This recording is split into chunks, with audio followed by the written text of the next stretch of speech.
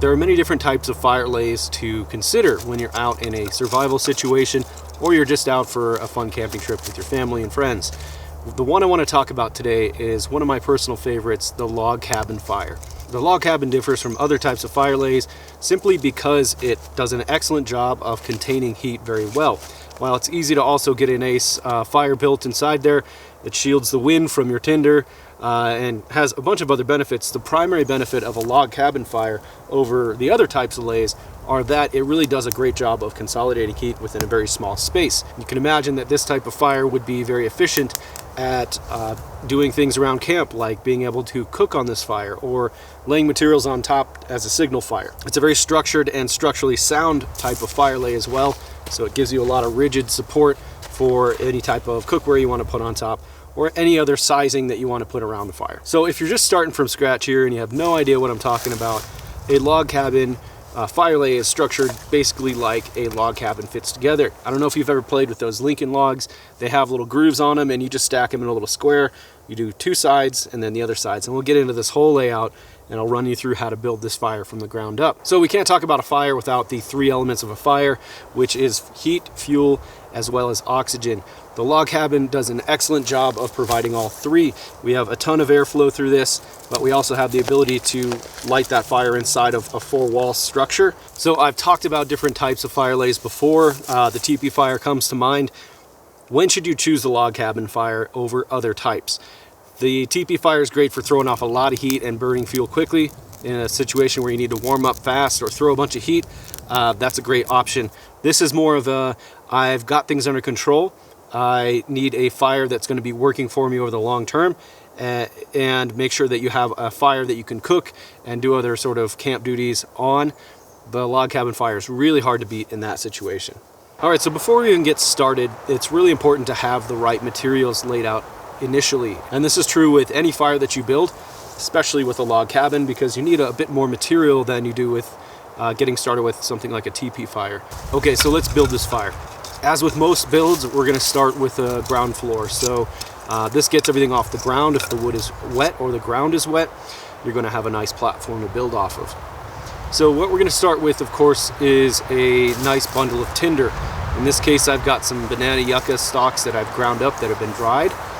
In your case, you could use whatever fibrous tree. You've got cedars that work really well, the bark of those, junipers, birch bark can peel off nicely. Depending on your region, get some nice tinder. Next, we're going to begin to build the actual walls. So we're going to do alternating parallel and perpendicular logs. I'm going to stack two here, stack two on the other side, and continue that as we work upwards. This build does not need to be tall. It only really does need to be as tall as 8 to 10 inches, 12 inches, somewhere in there, depending on the size of wood that you're using. All right, now that we've established our walls here, tinder is going to be in the middle, and we're going to use the walls to kind of build a little mini teepee fire inside, or whatever, way that you like to get these fires started. Generally, a little teepee fire works great in this case. Start with really small kindling on top of your tinder. Make sure that your cabin is big enough to get your ferro rod or lighter inside of there, and just begin to build a really nice large kindling pile. Bigger is better here, and we're going to get as much as we can inside this space because we want this thing to light hard and fast. All right, and not much to it past this point. We're really going to just light this fire up and make sure that we're tending the fire that is beginning inside. We want to build a nice bed of coals as this thing burns, and as time goes on, we're going to see that it's going to start to catch the outer logs on fire.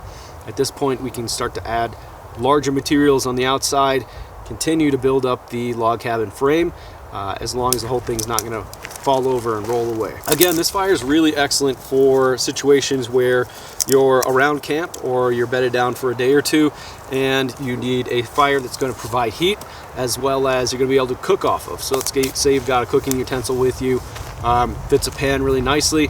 It makes a oven right in the middle that you can bake things that you've wrapped up with and leaves and other items. And it's a really fantastic fire to give you that prolonged heat and to stay lit when you're away from camp as well. I highly suggest that you give this one a shot, especially try to build it when it's wet out or your inclement weather to make sure that you've got it down pat. It's a very simple build, but at the end of the day, practice within your region is critical.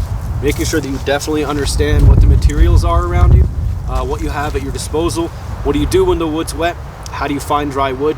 All of these techniques are things that are really important to consider and understand, and they all affect the way that your log cabin fire ends up turning out in the end. So get out there and go practice. I hope that I've been helpful.